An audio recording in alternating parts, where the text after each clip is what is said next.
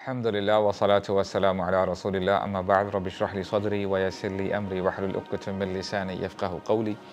اللهم انفعنا بما علمتنا وعلمنا ما ينفعنا وزدنا علما آمین یا رب العالمین۔ میں جب سے علم کے ساتھ جڑا ہوں اور کبھی کبھار جب کچھ پڑھنے کا موقع ملتا ہے تو میں سمجھا ہوں کہ ہمارے دین کا ایک مزاج ہے، وہ یہ کہ جتنا آپ اللہ تعالیٰ کے ناموں کو جاننے کی کوشش کرتے ہیں، جتنی آپ کے اندر اللہ تعالیٰ کی معرفت ہوتی ہے،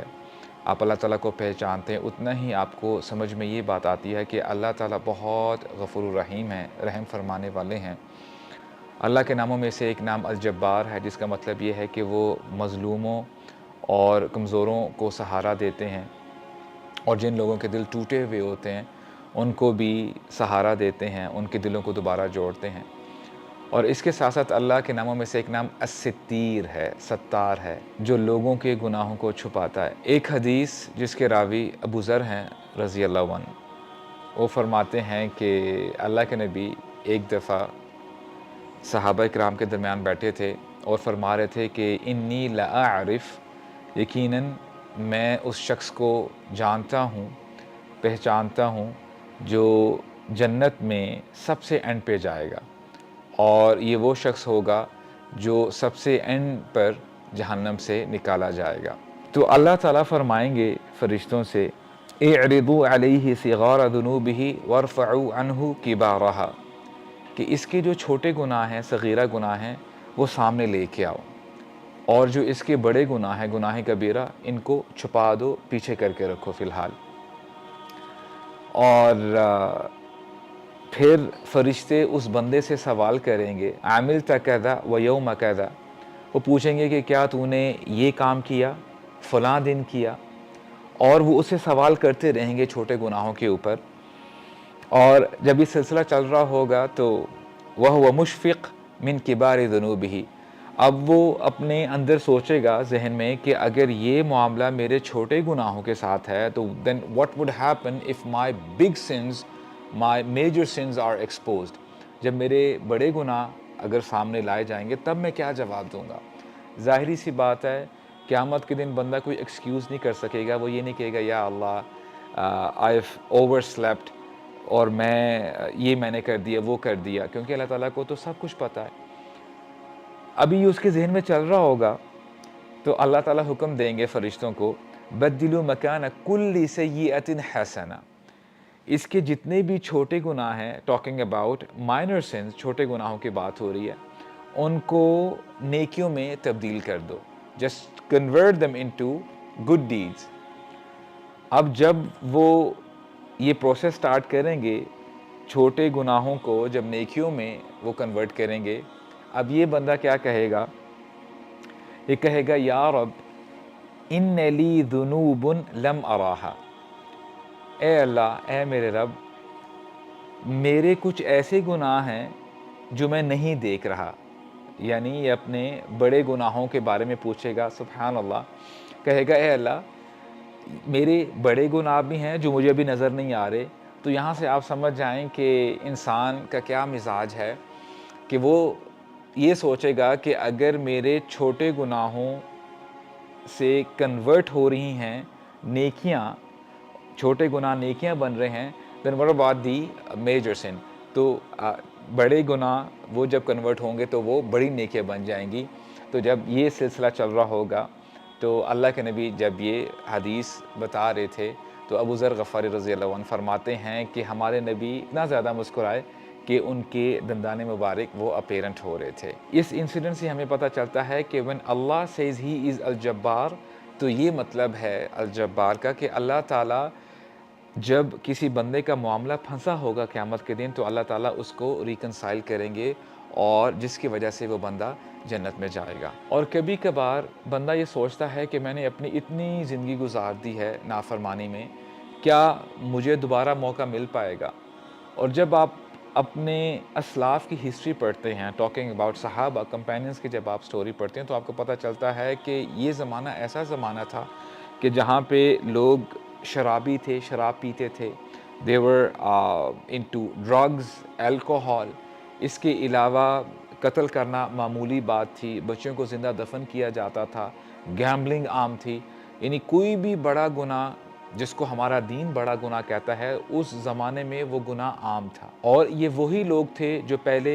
بڑے بڑے گناہوں میں انوالو تھے، لیکن جیسے ہی اللہ کے نبی آتے ہیں صلی اللہ علیہ وسلم تو یہ لوگ صحابہ بن جاتے ہیں اور یہ رول ماڈل بن جاتے ہیں آگے آنے والی جنریشن کے لیے۔ ایک اور حدیث ہے جس میں ہمیں پتہ چلتا ہے کہ اللہ تعالیٰ ان دو لوگوں کے اوپر ہنستے ہیں، مسکراتے ہیں، جن میں سے ایک قاتل ہے اور دوسرا مقتول۔ اس کو آپ ایسے سمجھ سکتے ہیں کہ there is a battle going on، جنگ ہو رہی ہے، ایک کافر آیا اور اس نے ایک مسلمان کو شہید کر دیا، قتل کر دیا، لیکن in the end both of them they ended in paradise، دونوں جنت میں چلے جاتے ہیں۔ صحابہ کرام سمجھ نہیں پائے تو پوچھتے ہیں کہ یا رسول اللہ، مقتول کا جنت میں جانا تو سمجھ میں آتا ہے، how did this killer end up in paradise، یہ قاتل جنت میں کیسے چلا گیا؟ یہ اس لیے گیا کیونکہ اس کافر نے جب یہ کام کیا اس کے بعد اس کے دل میں آیا کہ میں نے جو کام کیا ہے وہ غلط کیا ہے۔ یہ بندہ اللہ تعالیٰ کی طرف پلٹا، توبہ کی طرف آیا، مسلمان بن گیا، اور پھر یہ بندہ بھی جنت میں چلا گیا۔ اور اس سینیریو کو آپ ایسے سمجھیں کہ کیا سچویشن ہوگی، کیا سینیریو ہوگا کہ جو مقتول تھا وہ اپنے قاتل کو دیکھتا ہے، کہتا ہے کہ excuse me what are you doing here، آپ ادھر کیا کر رہے ہیں، کیونکہ you killed me in the دنیا، آپ نے تو مجھے قتل کیا تھا۔ اور یہ بندہ شاید کہے گا کہ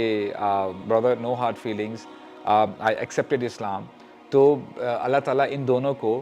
جب جنت میں دیکھیں گے کہ ان کی کنورزیشن ہو رہی ہے تو اللہ تعالیٰ مسکرائیں گے۔ ایک اور نریشن ہمیں ملتی ہے جہاں پہ اللہ کے نبی نے فرمایا کہ یعجب ربنا، کہ ہمارے رب امیزڈ ہوتے ہیں ان بندوں کے اوپر جو جنت میں داخل ہوں گے ان چینز، یعنی ان کو چینز لگی ہوئی ہوں گی۔ تو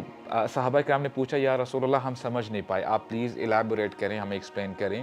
یہ وہ لوگ ہوں گے جو میدان جنگ میں مسلمانوں کے اگینسٹ لڑے ہوئے ہوں گے،